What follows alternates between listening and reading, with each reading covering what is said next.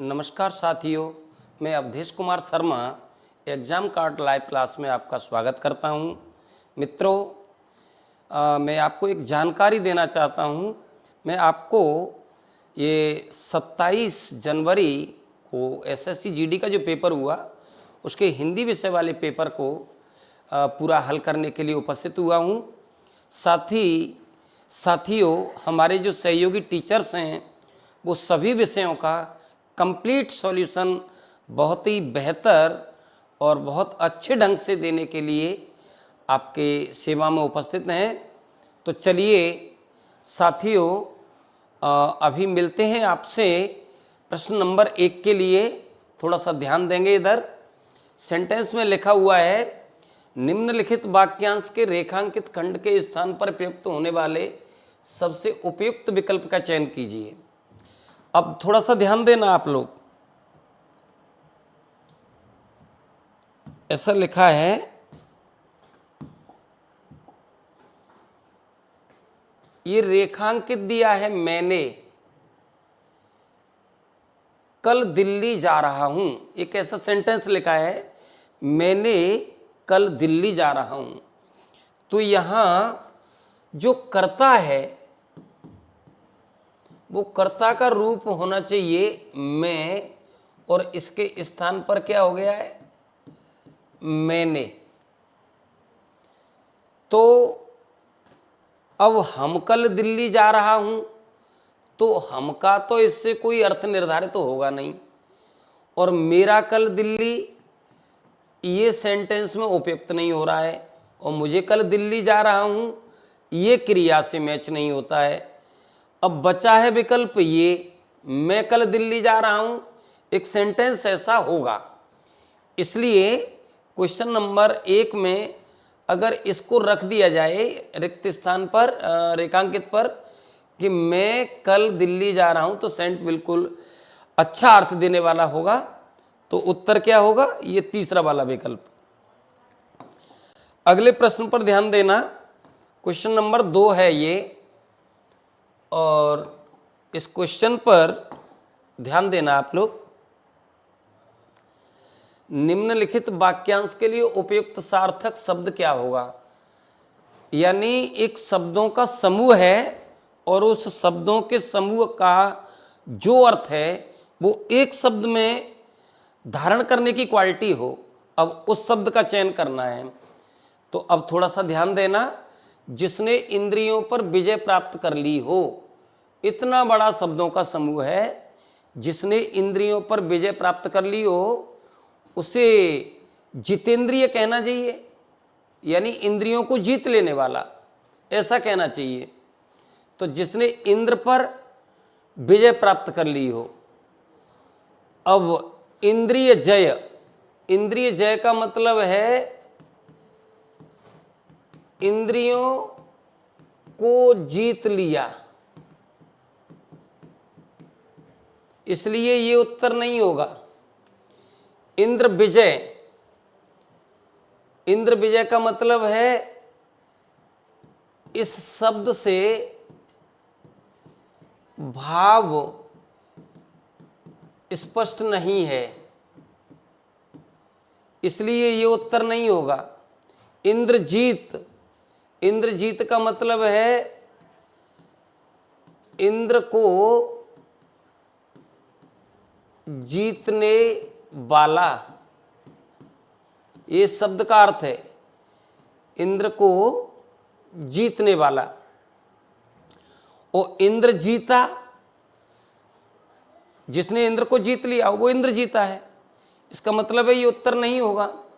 तो जिसने इंद्र पर विजय प्राप्त कर लिया है उसको इंद्रजीत कहते हैं। इंद्र को जीतने वाले को इंद्रजीत कहते हैं। एक ही व्यक्ति का नाम था इंद्रजीत। कौन था? मेघनाद, जो रावण का पुत्र है। तो इंद्रजीत, जिसने इंद्र पर विजय प्राप्त कर ली। उत्तर ये होगा क्वेश्चन नंबर 2, विकल्प संख्या 3। अगले प्रश्न पर विचार करना। क्वेश्चन संख्या 3 दिया हुआ है, प्रतिभा शब्द के समानार्थी शब्द में से निम्न वाक्य में रिक्त स्थान की पूर्ति करनी है। विद्यार्थियों, शब्द क्या दिया है? प्रतिभा, और इसका समानार्थी क्या लेना है, इसका समानार्थी। अब प्रतिभा का मतलब है क्वालिटी कहना चाहिए, एक अलौकिक ज्ञान कहना चाहिए, एक क्षमता कहना चाहिए, एक बुद्धि की विलक्षणता कहना चाहिए। तो अभी सेंटेंस पर ध्यान देना, विजय में शक्ति प्रबल है, विजय में, अब प्रतिभा का मतलब प्रतिभा का समानार्थी बताना है, तो प्रतिभा का समानार्थी देखना है। अब विजय में शारीरिक शक्ति प्रबल है, ये कहीं हो सकता है, उत्तर हो सकता है। विजय में पाचन शक्ति प्रबल है, ये कोई मैच नहीं करता है।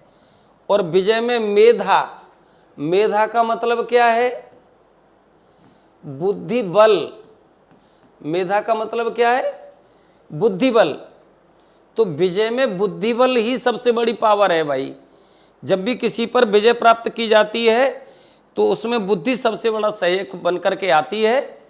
इसलिए ये मेधा जो शब्द है, जो बुद्धि का पर्यायवाची है, इसलिए शब्द यहां पर क्या आएगा, मेधा। तो उत्तर कौन सा होगा, ये विकल्प संख्या तीसरा। अगले प्रश्न पर ध्यान देना, क्वेश्चन नंबर 4। क्वेश्चन नंबर 4, निम्न विकल्पों में से शुद्ध वाक्य का चयन करना है। कुछ वाक्य लिखे हुए हैं और उन वाक्यों में सभी वाक्य में किसी न किसी प्रकार की कोई गलती है, केवल एक वाक्य ही ऐसा है जो काल, क्रिया, लिंग, वचन, पुरुष आदि से ठीक प्रकार से है, तो उसका चयन करना है। और 2-3 जो सेंटेंस आप देख रहे हैं वो गलत हैं। राम ने पढ़ता होगा, इसमें गलती किसकी है, कारक चिन्ह की, कारक चिन्ह की गलती है। लड़की पुस्तक पढ़ी है, इसमें गलती किसकी है, क्रिया के रूप की, इसमें गलती किसकी है, क्रिया के रूप की। सुरेश ने गीते गाज रहा है, अब जो यहां गलती किसकी है, क्रिया के वचन की।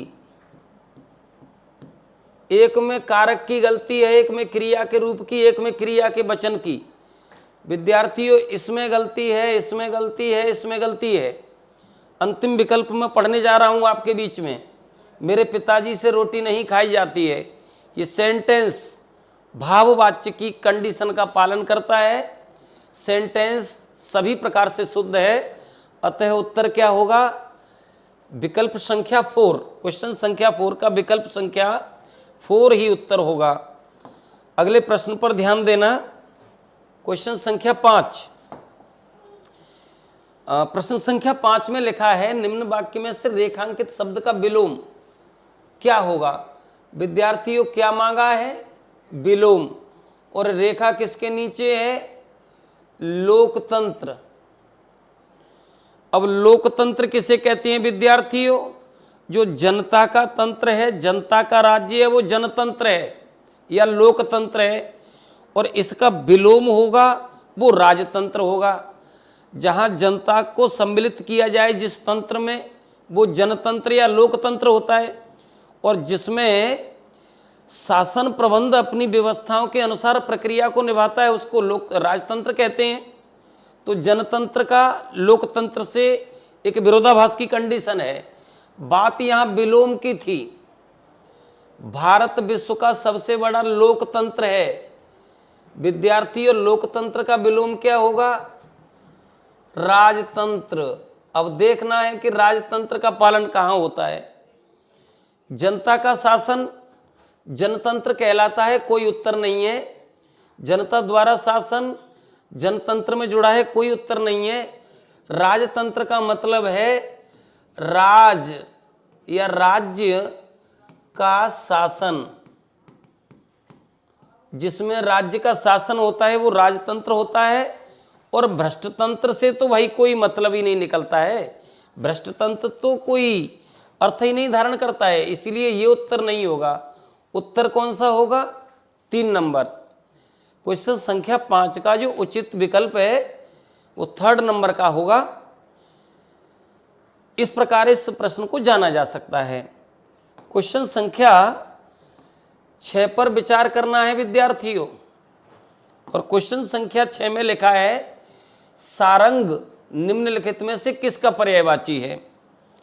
विद्यार्थियों, शब्द कौन सा है? सारंग। और शब्द क्या था इसका? पर्यायवाची। अब मैं सारंग की बात करूं विद्यार्थियों, एक ऐसा शब्द है, इसके कई सारे पर्यायवाची हैं। देखो, सारंग का एक अर्थ क्या है? तालाब। एक अर्थ क्या है? मोर। एक क्या है? सर्प। एक क्या है? मेढक। एक क्या है? ऐसा कहना चाहिए सारंग का नारी। सारंग का अर्थ क्या है? नारी। एक क्या है? छाता। तो इस सारंग के तो कई सारे अर्थ हैं। अब सारंग शब्द का पर्यायवाची बताना है बंधुओं। क्या बताना है? पर्यायवाची। तो विद्यार्थियों, एक हिरन भी है, एक हिरन भी है, तो सितार एक वाद्य यंत्र है। क्या है बंधुओं? वाद्य यंत्र। उत्तर ये नहीं हो सकता है। हंस एक पक्षी है जो इसका पालन नहीं करता है, और गधा इसका कोई अर्थ नहीं है। और जो हिरण शब्द दिया है ये सारंग का पर्याय है। तो विद्यार्थी उत्तर क्या होगा? ये हिरण। क्वेश्चन संख्या 7 में आपको विचार करना है निम्नलिखित वाक्य के किस शब्द में अशुद्धि है। 4 सेंटेंस लिखे हुए हैं और उस विकल्प का चयन करना है जिस विकल्प में गलती है। एक सेंटेंस अभी आप देखेंगे, सेंटेंस में ऐसा कहा है कि आगरा के निकट 2 रेलगाड़ियों की टक्कर हो गई। विद्यार्थियों, आगरा के निकट 2 रेलगाड़ियों की टक्कर हो गई है। अब उसमें से गलती को ढूंढना है। तो देखिए, टक्कर शब्द पूरी तरह से सही लिखा है और निकट शब्द पूरी तरह से ठीक लिखा है और आगरा शब्द पूरी तरह से ठीक लिखा है। बर्तनी की गलती ढूंढनी थी, तो शब्द क्या होना चाहिए? ध्यान देना बंधुओं, रेलगाड़ियों। शब्द कैसा होना चाहिए? ऐसा। और यहां पर कैसा लिखा है? ऐसा। इसका मतलब है बड़ी की मात्रा की अशुद्धि है।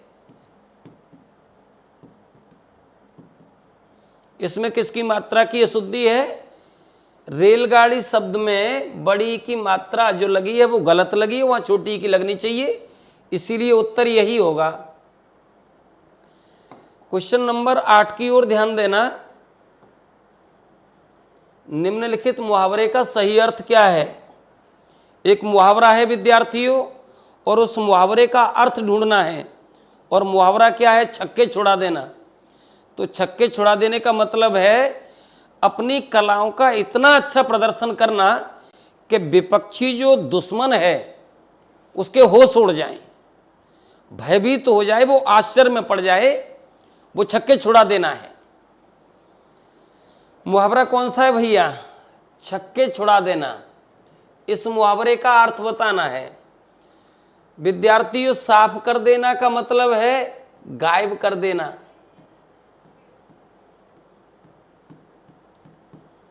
और भुला देना, याद न रहना। और भला बुरा करना, इसका मतलब है गलत कार्य करना। और हरा देना, परास्त कर देना। हरा देना। तो ऐसा कहना चाहिए कि हिंदुस्तान के सैनिकों ने पाकिस्तान के सैनिकों को युद्ध में छक्के छुड़ा दिए, उनके छक्के छुड़ा दिए, उनको हरा दिया। तो छक्के छुड़ाने का अर्थ किससे निकल करके आ रहा है? इससे। इसीलिए उत्तर क्या होगा? विकल्प संख्या 1। आगे क्वेश्चन नंबर 9 की ओर ध्यान देना। एक और मुहावरा भी आप देखेंगे क्वेश्चन नंबर 9 में। निम्नलिखित मुहावरे के सही अर्थ का चयन विकल्प में से करना है। अगस्त्य क्या समुद्र पान करना। विद्यार्थियों, कौन व्यक्ति हैं? अगस्त्य मुनि। और समुद्र पान का मतलब क्या है?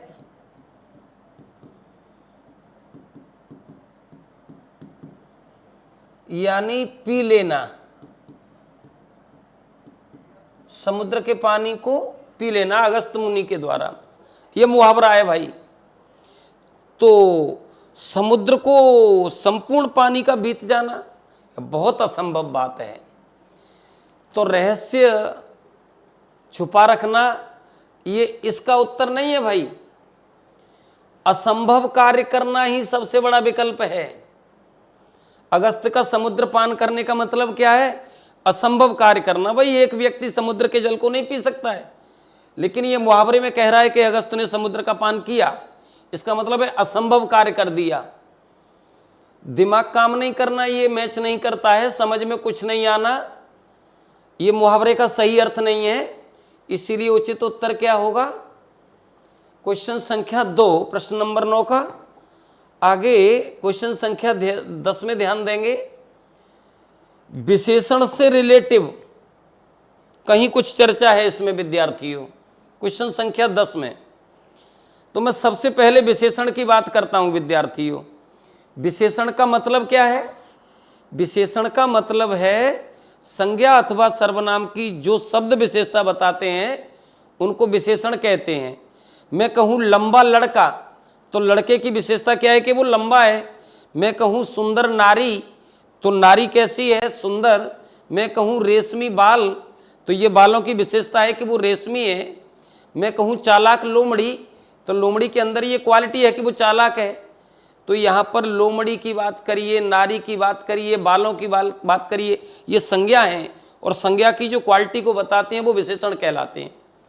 तो अभी यहाँ बात करते हैं भाई प्रश्न नंबर 10 में, निम्नलिखित में से कौन सा एक विशेषण नहीं है? विशेषण नहीं है भाई, उसका चयन करना है जो नहीं है। तो विद्यार्थियों आपकी अगर बात करें तो ये क्या है? ये सर्वनाम है। और पुराना क्या है? विशेषण। और काला क्या है? विशेषण। और दोगुना क्या है? विशेषण। ये 3 शब्द विशेषण का पालन करते हैं। देखिए ये पुराना है, ये काल की बात करेगा। दोगुना है आवृत्ति की बात करेगा और काला गुण की बात करेगा। तो ये संख्यावाची है, कोई गुणवाचक विशेषण है। लेकिन प्रश्न नंबर 1 का जो विकल्प 1 है, आप ये सर्वनाम है, ये किसी की विशेषता नहीं बता रहा, ये तो संज्ञा के बदले प्रयोग होने वाला है। आप क्योंकि आप किसी का नाम नहीं होता है बल्कि सबका हो सकता है, तो ये सर्वनाम है, इसीलिए ये नहीं होगा उत्तर। ये प्रश्न मैच नहीं करता है, इसलिए उत्तर में भी नहीं मांगा था। तो उत्तर इस समय क्या होना चाहिए? 1 नंबर का। अगले क्वेश्चन नंबर 11 की ओर ध्यान देना। जिसके बालों में चंद्रमा है वाक्यांश के लिए एक शब्द करना है। भाई एक शब्दों का समूह है, कई शब्द मिलकर के एक समूह बनाते हैं और उस समूह के लिए एक शब्द ही उत्तर दे। एक शब्द में उत्तर देना है, वो जो उस भाव को ये रखता है उसको एक रखता है। तो जिसके बालों में चंद्रमा है, या ऐसा कहना चाहिए जिसके सिर पर चंद्रमा है, तो चंद्रशेखर हो सकता है, चंद्रचूड़ हो सकता है, चंद्रमौल हो सकता है। और ये सभी किसके पर्यायवाची हैं? भगवान शिव के। और भगवान शिव के मस्तिष्क पर चंद्रमा विराजमान है।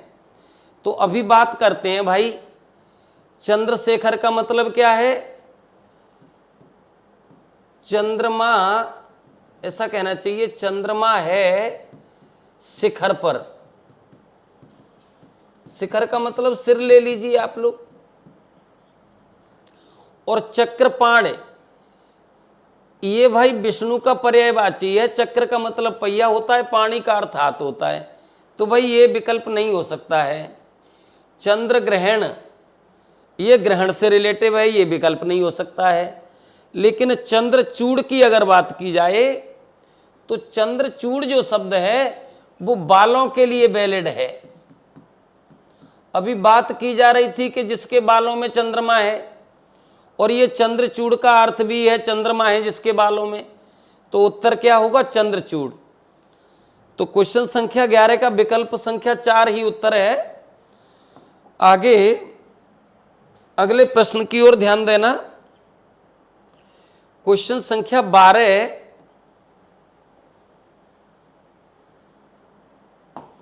वह पौधों को खींचती है। सेंटेंस में कैसा लिखा है? वह पौधों को खींचती है। तो विद्यार्थियों, ये तो आपको देखने से ही पता चल रहा है कि भाई पौधों को खींचना होता है कि सींचना होता है। ये बिल्कुल सामान्य कथन है विद्यार्थियों। अब कहीं इसके विषय में जो पूछने वाली बात है उस पर विचार करिए, क्या पूछा गया है। उपर्युक्त वाक्य में रेखांकित शब्द के स्थान पर उचित शब्द का प्रयोग करना है। अब रेखांकित है खींचने के स्थान पर, तो ये तो बिल्कुल सामान्य कथन है विद्यार्थियों कि खींचना नहीं होता है, सींचना होता है पौधों का। बड़ा सरल है। अब देखते हैं भाई कहाँ मिलान होगा। वह पौधों को सींचती है, ये विकल्प हो सकता है, लेकिन अभी और भी विकल्प हैं, उस पर चर्चा करता हूं अभी। वह पौधों को सुखाती है, ये क्रिया पालन नहीं करती है। वह पौधों को भींजती है, नहीं, इसका प्रयोग गलत है, इसकी शब्द की बर्तनी गलत है। और वो रचती है, जी थोड़ा सा ध्यान देना, सुखाती नहीं है, पौधे कभी सुखाए नहीं जाते हैं। और भींजती नहीं है, भिजाना होना चाहिए। हालांकि भिजाना सींचने की क्रिया का पालन नहीं कर सकती है पूरी तरह से। और रचती से कोई अर्थ निर्धारित नहीं है, इसलिए जो सिंचाई होती है, सिंचाई पौधों की सिंचाई अति आवश्यक पार्ट है। इसलिए खींचती शब्द की स्थान पर क्या होना चाहिए? सींचती, ये होना चाहिए। तो उत्तर क्या होगा? ये वाला होगा। आगे अगले प्रश्न पर ध्यान देना।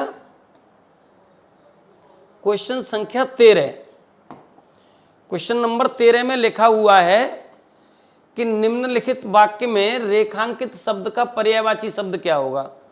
एक रेखांकित वाक्य आएगा एक कथन में, और उस रेखांकित वाक्य का क्या पूछा है विद्यार्थियों? पर्यायवाची।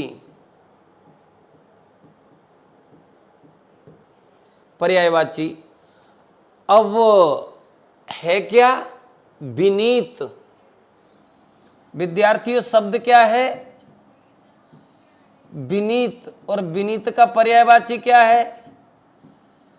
विनम्र कहना चाहिए, निवेदित कहना चाहिए,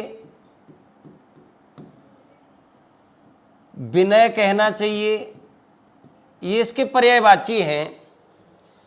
अब शब्द पर ध्यान देना है। विनीत होना सबके बस की बात नहीं है विद्यार्थियों, विनीत होना सबके बस की बात नहीं है। अब सेंटेंस से बहुत अच्छा अर्थ निकल के आएगा। संजीवनी, जीवन प्रदान करने वाली, जीवन प्रदान करने वाली विकल्प का उत्तर नहीं हो सकता है। लड़का संज्ञा है जो भावानुसार गलत है, भावानुसार गलत है। और विनती नहीं, ये गलत है। विनीत शब्द दिया है और विनती से मैच नहीं करता है। सुशील की बात करें, सज्जनता का प्रतीक है। सुशील का मतलब है सज्जन चरित्र वाला, सद आचरण वाला, विनम्र स्वभाव वाला, नम्र विचारों वाला व्यक्ति। तो विनीत का पर्यायवाची पूछा था विद्यार्थियों, और पर्यायवाची समान अर्थ लेता है, तो इसका करेक्ट अर्थ क्या होगा? ये होगा सुशील। तो विकल्प संख्या 4 ही इसका उत्तर होगा। अगले प्रश्न पर विचार करना, क्वेश्चन संख्या 14, ध्यान देना। क्वेश्चन संख्या 14 में लिखा है, निम्नलिखित विकल्पों में से जो बात पहले कभी नहीं हुई हो, वाक्यांश के लिए एक शब्द में उत्तर देना है। यानी एक शब्दों का समूह है जो पहले कभी नहीं हुआ हो, उसके लिए एक शब्द में उत्तर देना है। जो पहले कभी नहीं हुआ हो उसके लिए देना है। तो अब एक शब्द में उत्तर देना है इतने बड़े शब्दों के समूह के लिए। तो सबसे पहले मैं यहां बात करता हूं, भूतपूर्व का मतलब है पहला समय, ये भूतपूर्व की बात करता है। और सक्रिय का मतलब है क्रियाशील। सक्रिय का मतलब क्या है? क्रियाशील। और निष्क्रिय का मतलब है जो क्रियाशील नहीं हो, वो निष्क्रिय होता है। और अभूतपूर्व का मतलब है जो पहले नहीं हुआ हो, जो पहले नहीं हुआ हो, जो पहले नहीं हुआ हो उसको क्या कहते हैं? अभूतपूर्व। ये है। तो उत्तर क्या होगा विद्यार्थियों? ये होगा। क्वेश्चन संख्या 14 का विकल्प संख्या 1 ही उत्तर है। अगले प्रश्न पर ध्यान देना, क्वेश्चन संख्या 15 की ओर।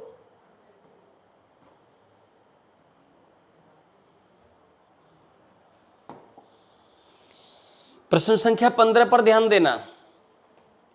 ऐसा लिखा है, किस विकल्प में पौन पुण्यबोधक क्रिया विशेषण के उदाहरण गलत हैं?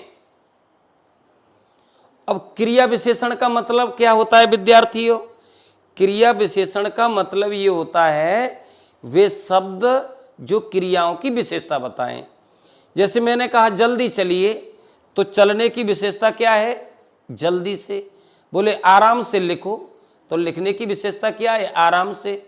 बोले उतना खाओ जितना पचा सके, तो खाना कितना चाहिए? जितना पचा सकते हैं। तो अब उतना, जितना, ये खाने की, लिखने की, चलने की, दौड़ने की क्रियाओं की विशेषता बताते हैं। तो अब यहां पर क्रिया विशेषण के उदाहरण कौन से हैं? गलत हैं। पौन पुण्यबोधक, यानी ऐसा कहना चाहिए पुनः बोधक। और पुनः बोधक का मतलब क्या है? दोबारा आना, बार बार आना, ऐसा कहना चाहिए। तो प्रतिदिन का मतलब, रोजाना का मतलब है रिपीटेशन। और घड़ी घड़ी का मतलब है हर क्षण। और बार बार का मतलब है लगातार, क्रमशः। ये इसका पालन करता है, इसीलिए ये तो उत्तर होगा नहीं भाई। अब आगे लिखा है निकट, उस तरफ पर, परसों। यहां पर कोई ऐसा नहीं कहना चाहिए, दोबारा की कंडीशन बनती नहीं है। दोबारा आने की स्थिति,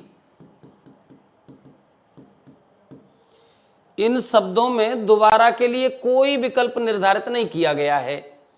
अभी और विकल्पों पर विचार करना है।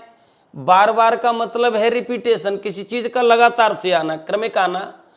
और बहुधा का मतलब है अनेकों बार। और अक्सर का मतलब भी बार बार होता है।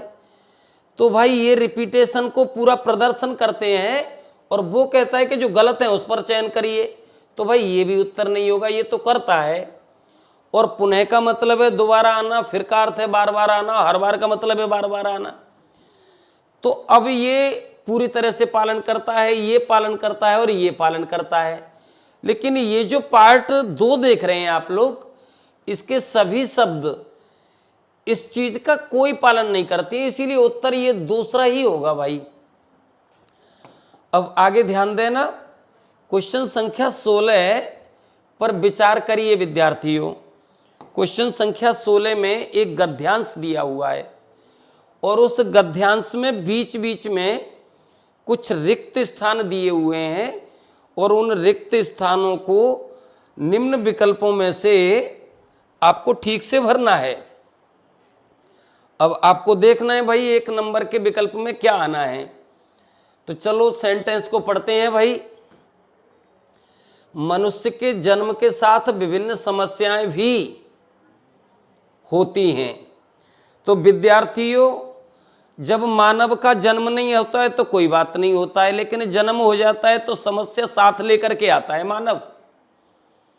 तो जब जन्म होगा तो समस्याओं का भी जन्म होगा, और जब मानव जाता है तो सारी समस्या यहाँ रह जाती है, मानव स्वतंत्र होकर के चला जाता है। तो बहुत सुंदर सा कथन है कि जब मानव जन्म लेता है तो उसके जन्म के साथ समस्या भी जन्म लेती हैं। तो चलो विचार करना है विद्यार्थियों।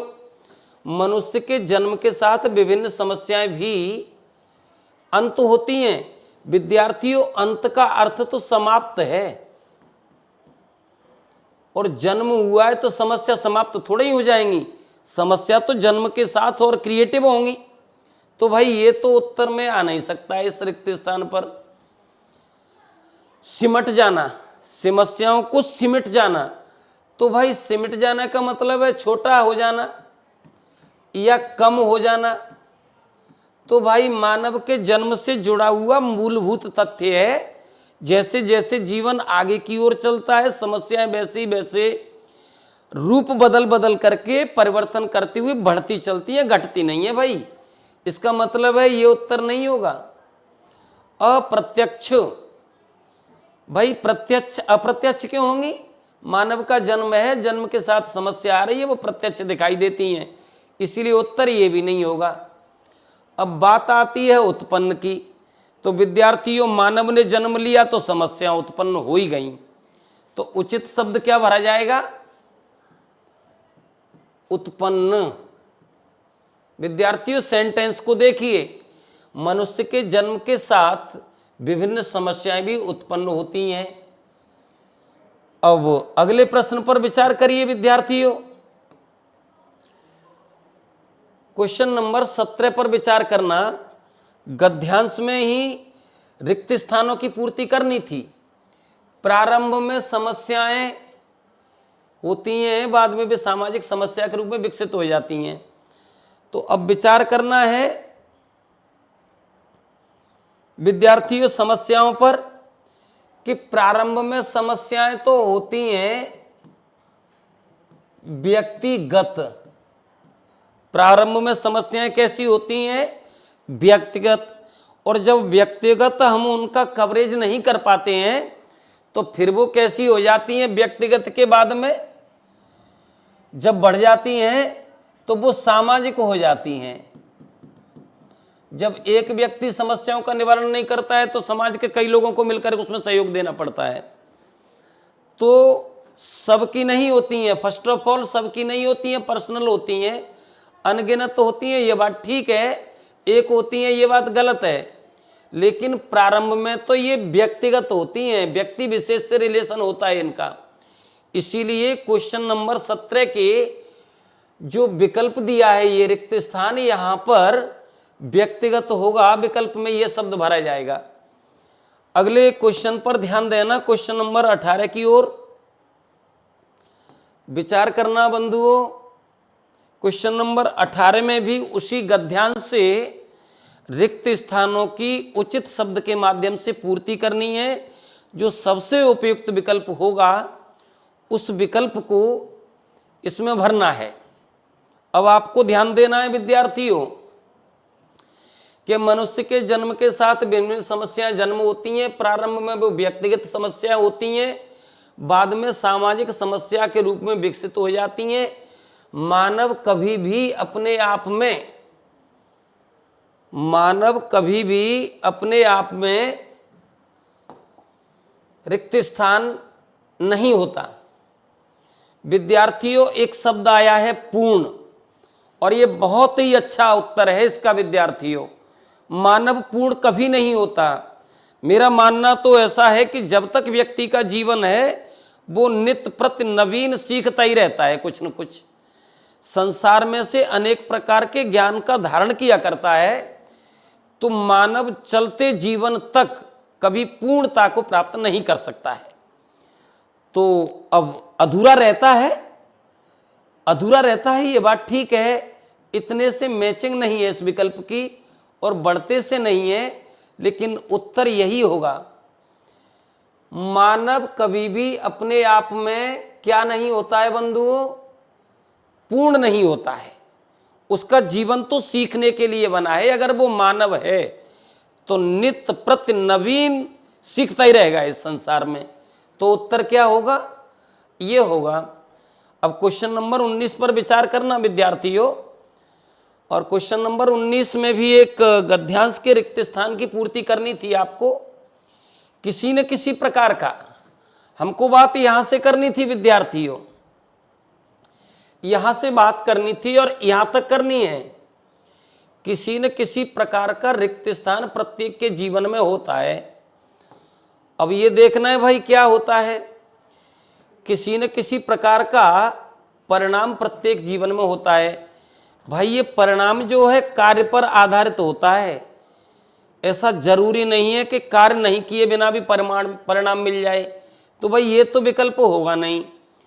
और प्रयास की बात की जाए ये निर्धारित नहीं है। अभाव की बात को की जा सकती है कि मानव का जीवन में अभाव तो जन्मजात होता है। भाई मानव का जीवन है तो उसमें कमियां रहती हैं, कमियां रहती हैं, अभाव होगा और उन कमियों को पूर्ति करने के लिए नित्य नवीन ज्ञान धारण करता है। तो उत्तर क्या होगा, तीसरा।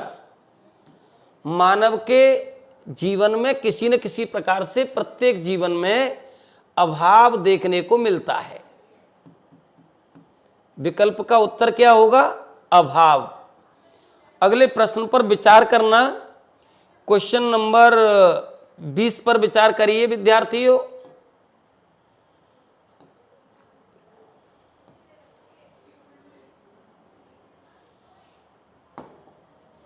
क्वेश्चन नंबर 20,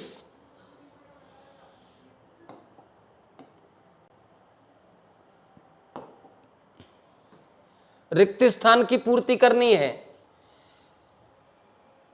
कुछ ऐसी रिक्त स्थान होती हैं जो पूर्ण न होने पर समस्या बन जाती हैं। अब विद्यार्थियों यहां जो विकल्प आना है, भाई कुछ ऐसी निर्धनता होती हैं जो पूर्ण न होने पर समस्या बन जाती हैं। इस शब्द का जो प्रयोग है वो गलत प्रतीत होता है। इस शब्द का प्रयोग नहीं कर सकते हैं आप लोग। और कुछ ऐसी भिन्नताएं होती हैं जो पूर्ण न होने पर समस्या बन जाती हैं। भाई भिन्नता है तो समस्या थोड़ी ही हो जाएगी। भिन्नता से समस्या का मतलब ही नहीं है। और सुरक्षा कभी समस्या बनती नहीं है। अब विकल्प बचता है ये कि कुछ ऐसी इच्छाएं होती हैं विद्यार्थियों। क्या होती है, इच्छाएं। भाई ये इच्छाएं समस्या बनती हैं। मानव जीवन का सबसे बड़ा दुख का कारण तो यही है। मानव के जीवन का सबसे बड़ा दुख ये है कि यदि उसने अपनी इच्छाओं को थोड़ा सा कवरेज कर लिया है तो सुखी रहेगा। ओ भाई अगर इच्छाओं को बढ़ा लिया तो 100% बड़े बड़े विद्वान इसको कहते रहते हैं कि दुख का कारण तो इच्छा ही है। इसीलिए उत्तर क्या होगा, इच्छाएं। क्वेश्चन संख्या 20 का जो विकल्प का उत्तर होना चाहिए वो इच्छाएं आनी चाहिए इस जगह पर। इसलिए ऐसा कह सकते हैं कि कुछ ऐसी इच्छा होती हैं जो पूर्ण नहीं होने पर समस्या बन जाती हैं। तो विद्यार्थियों मैंने आपके बीच में ये 27 तारीख को सेकंड शिफ्ट की जो परीक्षा का हिंदी वाले पार्ट का सभी विकल्पों को लेकर के बहुत अच्छे से अच्छा हल करने का प्रयास किया है। इस प्रकार मैंने 20 प्रश्नों का उत्तर आपके बीच में उपस्थित किया है। बंधुओं इसी क्रम में इसी तरह से मैं अवधेश कुमार आपकी सेवाओं के लिए तत्पर रहूँगा। अग्रवाल एग्जाम कार्ड की हमारी एक जो पुस्तक है ये एसएससी जीडी की जो परीक्षा से संबंधित प्रकार की जो पुस्तक है, इसकी विशेषताओं पर मैं आपको वर्णन करता हूँ विद्यार्थियों। सबसे पहली बात तो ये है कि इस पुस्तक के अंतर्गत विगत परीक्षाओं में किसी भी किस्म के प्रश्न पूछे गए हों, उनका समावेश इस पुस्तक में आया हुआ है। दूसरा क्या है कि इसका हमारी टीम के जो लोग हैं, उन्होंने इतने अच्छे ढंग से सॉल्यूशन इसमें दर्शाया गया है कि आपको पढ़ने से ही समझ में आ जाएगा। काफ़ी मेहनत करने के बाद इस पुस्तक को तैयार किया गया है। मित्रों, मुझे पूरा आशा है, पूरा विश्वास है कि जब आप इस पुस्तक को देखते हैं, आप परीक्षा का कहीं से भी प्रश्न को देखते हैं, कहीं कोई समस्या अगर आपको आती है, तो इसमें हमने एक क्यूआर कोड की व्यवस्था की है। सारी सब्जेक्ट का अलग अलग क्यूआर कोड है। हिंदी का अलग है, मैथ का अलग है, रीजनिंग का अलग है, जीएस का अलग है, इंग्लिश का अलग है। तो जैसे आप क्यूआर कोड को स्कैन करेंगे आप लोग, तो 1 मिनट में हमारी ये पुस्तक आपको पूरा सॉल्यूशन उपलब्ध कराएगी। तो साथियों, मैं ऐसा कहना चाहूँगा इस पुस्तक के विषय में कि आपकी तैयारी के लिए, आपके जीवन को एक अच्छा आयाम प्रदान करने के लिए हमारे टीचर्स बंधुओं ने इस पुस्तक को जो तैयार किया है, उसमें अथक श्रम किया है, वो आपके जीवन को एक सार्थक सिद्ध होगी, आपको अच्छी सफलता दिलानी होगी। इसलिए मैं आपसे कहना चाहूँगा कि आप स्वयं तथा अपने साथी मित्रों को संदेश करिए, सूचना दीजिए, अधिक से अधिक संख्या में इस पुस्तक का अध्ययन करें और आप अपने भावी जीवन को एक नया आयाम प्रदान करें। जीवन सफलता के लिए ये सबसे सरल और सूक्ष्म सूत्र आपको प्रदान करते हैं हमारा ये Agarwal exam card. Thank you students.